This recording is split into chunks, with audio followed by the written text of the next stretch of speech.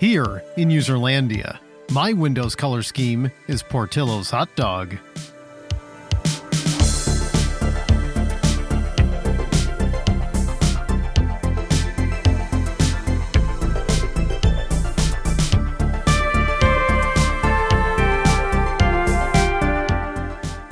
Good day, everybody.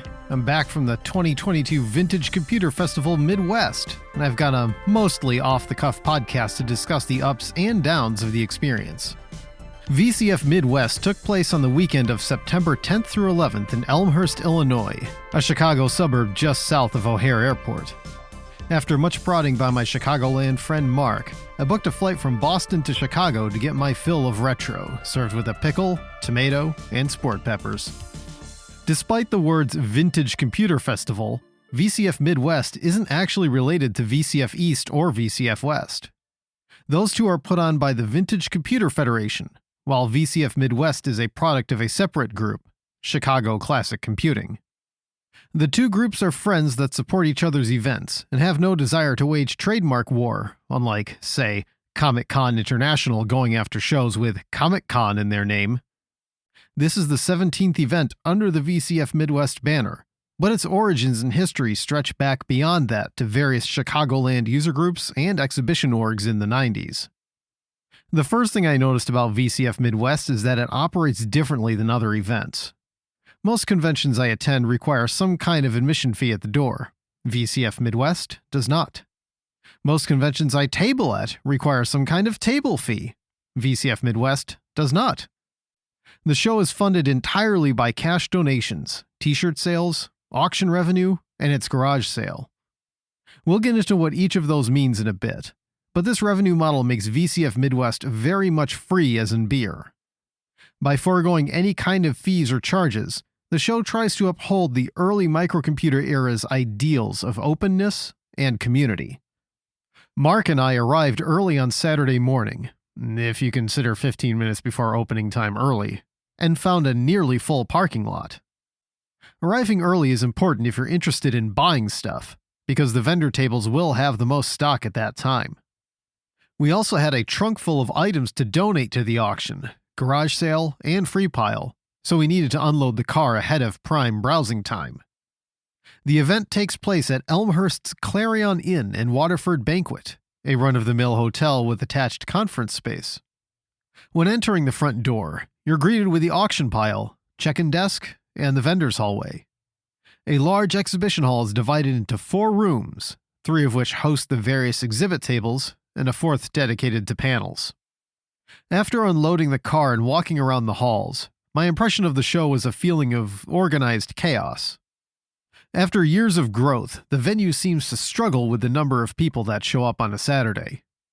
VCF Midwest's website says over 2,000 people showed up over the weekend, and I believe it. People crowding around vendor tables clashed with people streaming in and out of exhibit halls, and navigating the traffic was sometimes tricky. These jams were partially relieved by opening up the movable barriers and creating shortcuts inside the halls. People could cut across from room to room instead of having to exit and navigate the vendor hallway, which helped relieve those bottlenecks. As far as I know, there wasn't a printed schedule or information booklet, not even a half-folded Xerox copy.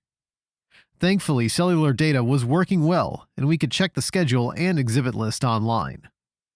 Sometimes the distinction between exhibitor and vendor gets pretty blurry.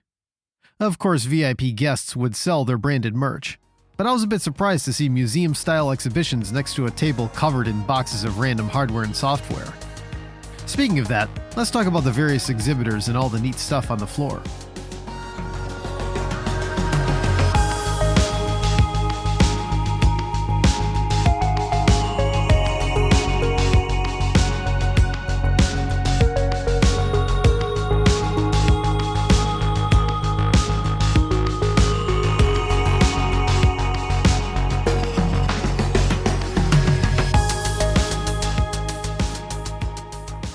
Exhibits.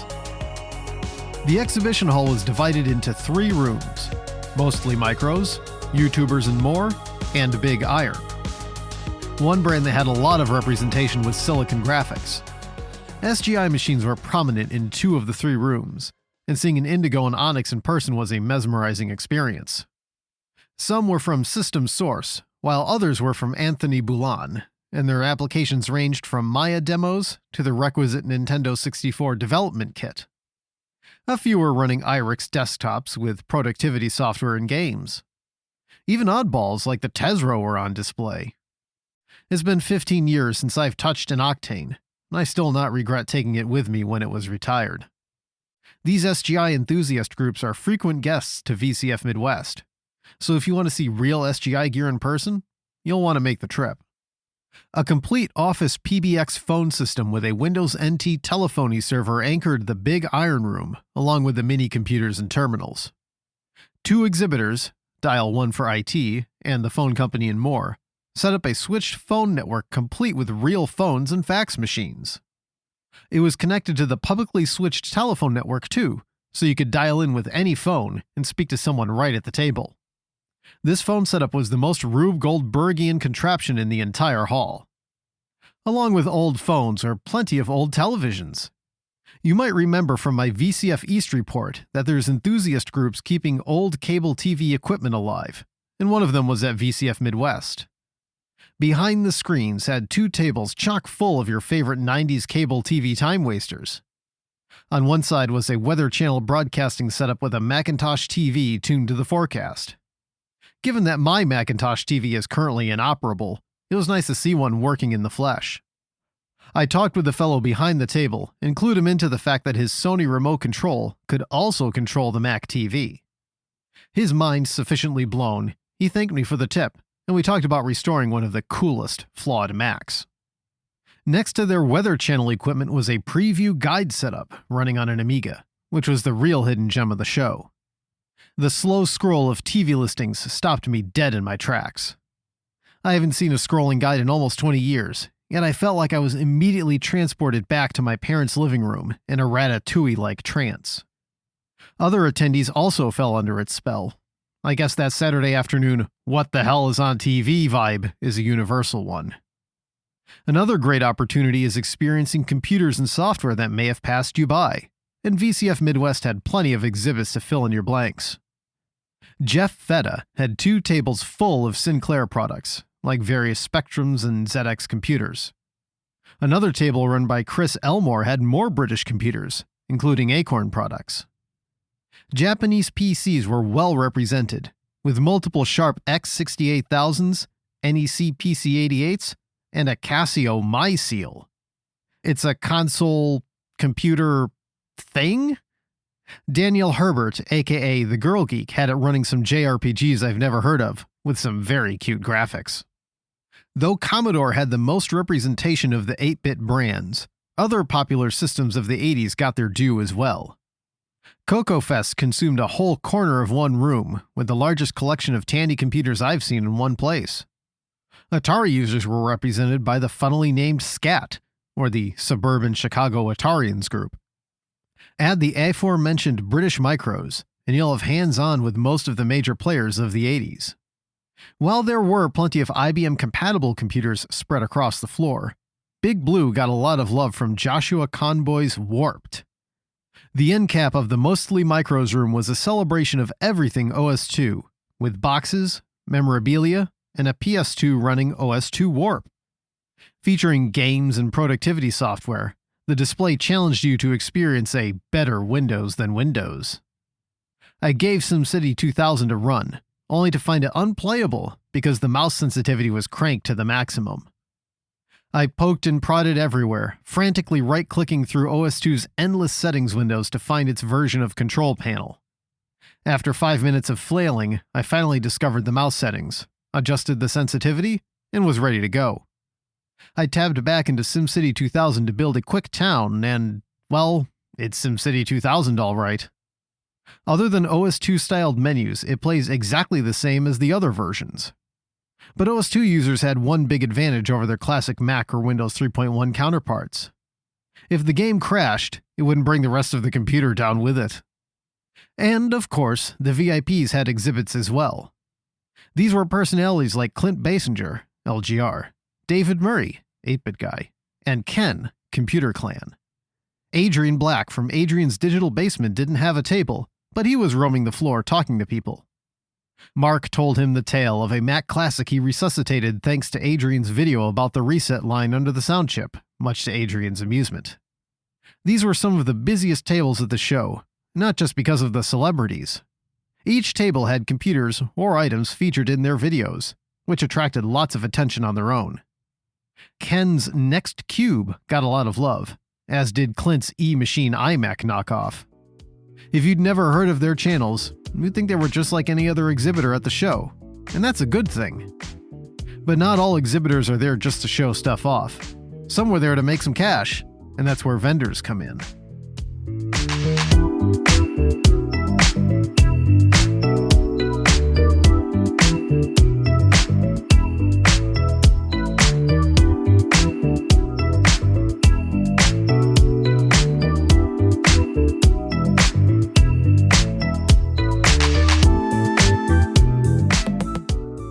Vendors, auction, and sales. Most of the pure vendors were lined up along the main hallway. The majority were people selling various old computers, hardware, and software. Some, like Bonus Life, are vintage resellers that fix machines to sell them at a markup. Others are collectors that are looking to divest themselves of pieces they don't need anymore. Rounding out the selection are local groups, like the Wisconsin Computer Club and the remnants of Free Geek Chicago. My favorite vendor that I couldn't afford to buy anything from was Mac Effects. They make the clear, transparent Macintosh SE case that you've seen floating around. Clear Mac and Apple II cases were in stock, but they one-upped themselves with their color cases. The Mac was available in red, green, and blue translucent acrylic, but the real star was the gloss black Apple II case. Unfortunately, gloss black plastic has a huge drawback. It shows every single fingerprint, and a feather could scratch it. But for those few moments that you take it out of the box, it'll be the coolest looking Apple II in the world. Take that, Bell & Howell. Another favorite was the Blue SCSI team. It's the hottest hard drive emulator in town, and you could buy your Blue SCSI either as a kit or pre-assembled. I bought pre-assembled external and internal versions, and they'll be perfect for my various SCSI computers.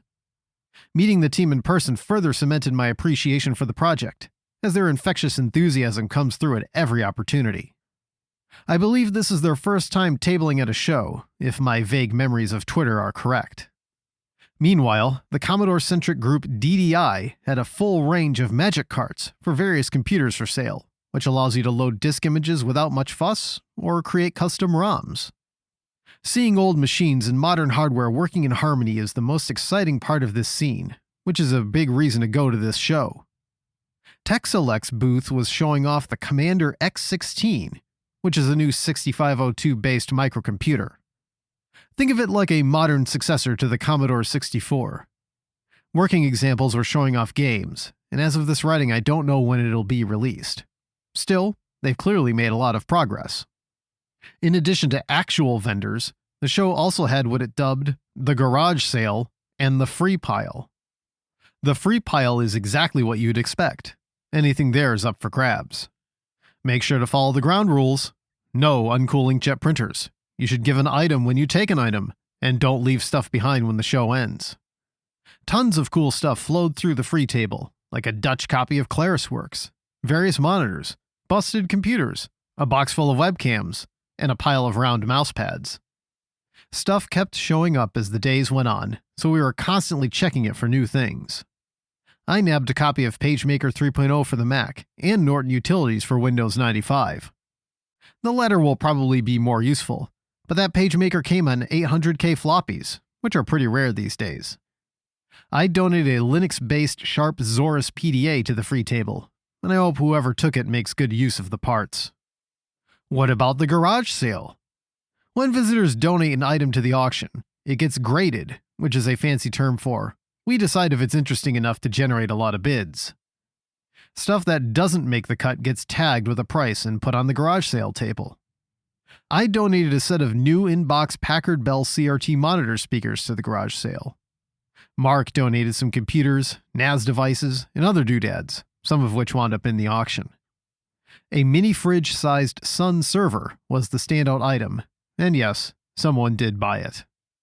Dozens of computers, monitors, accessories, and more moved through the garage sale during the weekend, generating much-needed money to fill the show's coffers. Items that do make the grade end up in the Saturday evening auction. Although head honcho Jason Timmons isn't an actual auctioneer, he played the role so well that I thought he stayed at the Holiday Inn and not the Clarion Inn.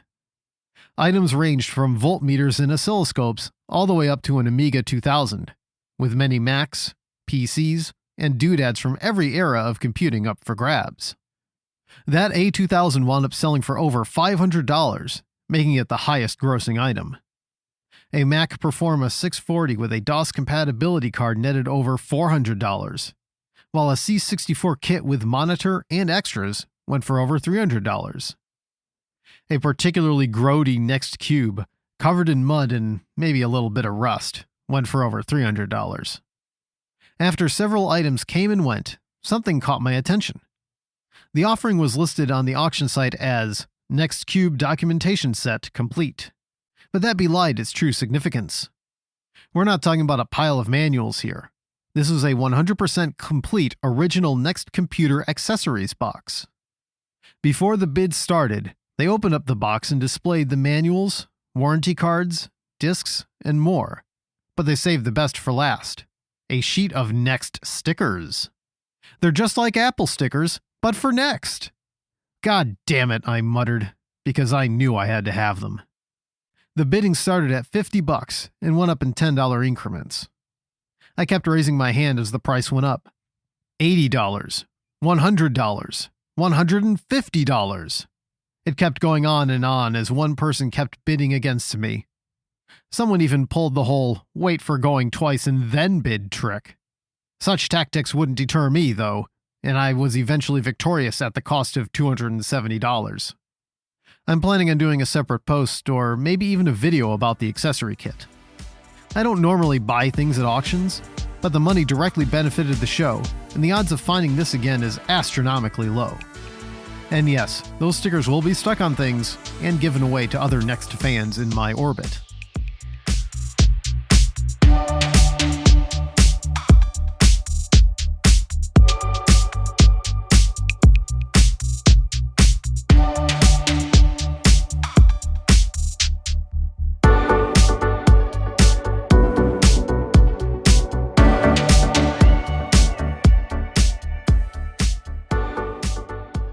Panels of fun.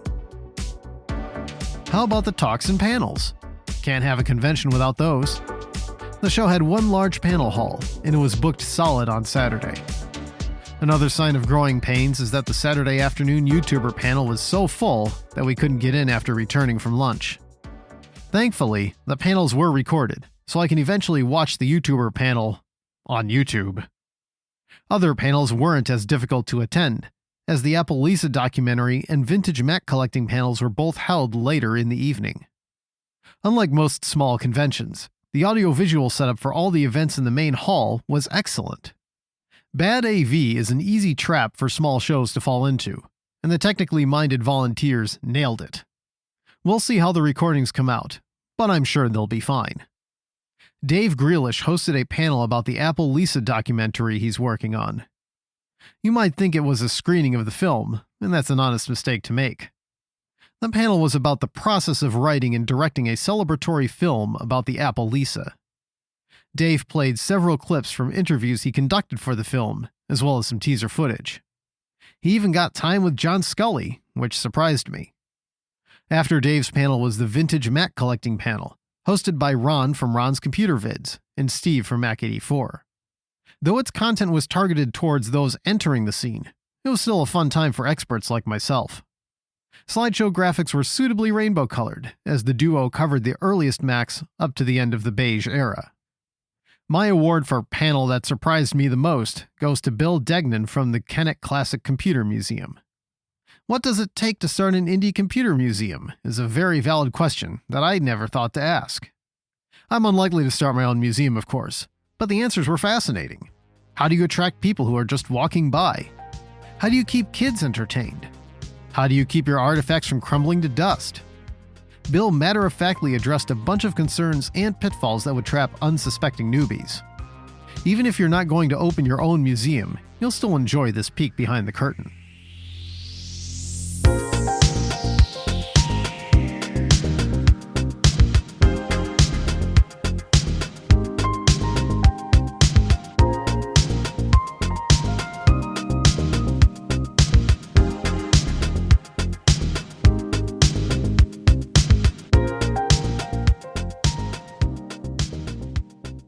Stuff.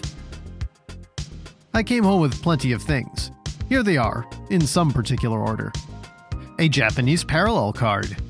By itself, it's merely an ordinary enhanced parallel port. I bet it'll work just fine in any PC. But what makes it special is the box. This was an auction item that came at the very end of bidding, and it wasn't getting much love. I bid $10 and adopted it for my collection. A complete in-box Ken Griffey Jr. presents Major League Baseball for the Super Nintendo. There was little console representation at this show, but some random vendor happened to be selling this copy of Griffey for $10. He wasn't at his table, so I left a note and a $10 bill under his water bottle saying that I bought it.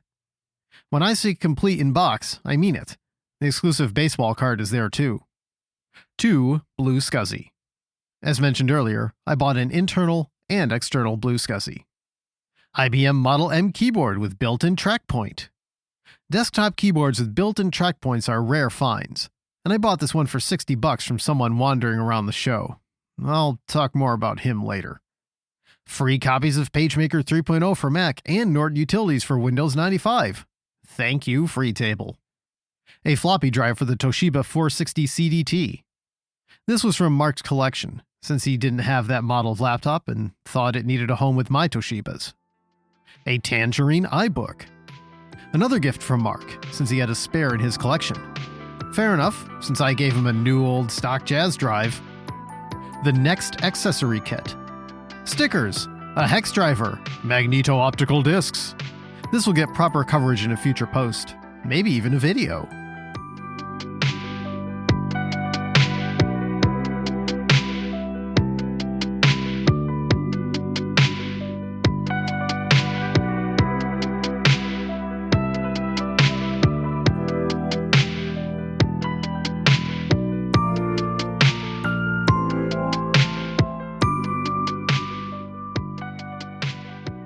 Improvements and final thoughts. I really enjoyed my time at VCF Midwest. Conventions are fun. It's great to be around like-minded people, and the variety on display means there's something for everyone to enjoy. But as the hours went on and Saturday turned into Sunday, I couldn't shake the feeling that VCF Midwest's greatest strength, its freewheeling, anything-goes vibe, is also its greatest weakness. From my selfish attendee point of view, I love not having to pay an admission fee. But from a sustainability point of view, I can't see that surviving in the long term. If the show gets big enough and the current venue can't host it, I don't think they'll have a choice. The show sustains itself on various kinds of donations, but the downside of donations is that they're not predictable. Without public knowledge of the show's finances, I can't say if charging admission would actually net them more money. A way to keep admissions free would be selling stuff like booster packages. People love being platinum sponsors, and will pay for the privilege. Speaking of the venue, I'd rank it as fine. It's exactly what you expect. No more, no less. I'd rank this Clarion in the middle of the pack. If you've done a convention at a small suburban hotel, you know exactly the decor, amenities, and facilities available. It's a thrifty, sensible pick in terms of space, but the number of attendees exposed to some weaknesses. Lunch was an issue on Saturday, as the hotel's cafe was hopelessly swamped by the crowd. It's designed to serve average hotel visitors, not thousands of people. We wanted to support the venue, but waiting in line for half an hour wasn't in the cards. There's nothing to eat within walking distance, so going out for lunch requires a car, or maybe a call for delivery. A great idea would be to get the venue to partner with a food truck to split some revenue. When it comes to vendors and exhibitors, I think the show is doing all right. The variety of exhibits is excellent, and that's largely thanks to the breadth and depth of the community's expertise. But the experience could be improved by a better organization of actual exhibitors versus people looking to sell stuff, sort of like how Comic Cons separate out artists versus vendors. I realize that they're working within space constraints of the venue, but ideally people selling random stuff shouldn't be intermingled with people showing off a collection or a proper exhibit. Adjacent to vendors is the protocol and organization of the free pile. The ground rules were largely adhered to during the show, but the corner of the hallway that these tables were relegated to wasn't sufficient for the amount of people and items around it. If the show gets bigger, this area will need more space. Some staff observing and tending to the area would have been helpful as well. Also, it's not cool to take stuff off the table with the intent to resell it. I mean, you can, but that's not the spirit of the free pile. When it comes to vendor etiquette, the freewheeling chaos had its pros and cons. One pro is that there were plenty of people willing to make deals, but Mark commented that everything was more expensive in general. Retro and vintage computing is in the midst of a bubble, and prices are outstripping inflation by quite a bit. One vendor didn't even put prices on the product, as when I inquired about a few computers, his response was, "How much are you offering?" He was the exception, but most people tend to negotiate down from sticker price. Making customers name prices is not the way I would do business. One reason events charge for tables is so that they can vet and control who's selling stuff at the show. Unofficial buying and selling goes on at shows of all sizes, but the spirit of VCF Midwest is that if you're not an official vendor, the stuff you want to unload should go into the auction or garage sale. Some people didn't get the memo, though. When the show was opening up in the morning, someone was wheeling in a tub of keyboards. I assumed he was one of the official exhibitors unloading his stuff in his setup. He offered to sell me a keyboard at a low price in exchange for watching his stuff, and I took him up on it.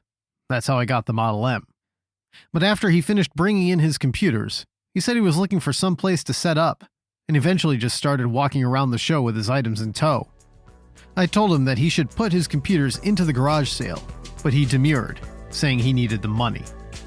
I don't have a problem selling stuff to make money, but there's a social contract with this particular show. If you don't have a table, put your stuff in the garage sale. It's the right thing to do in the absence of a consignment room.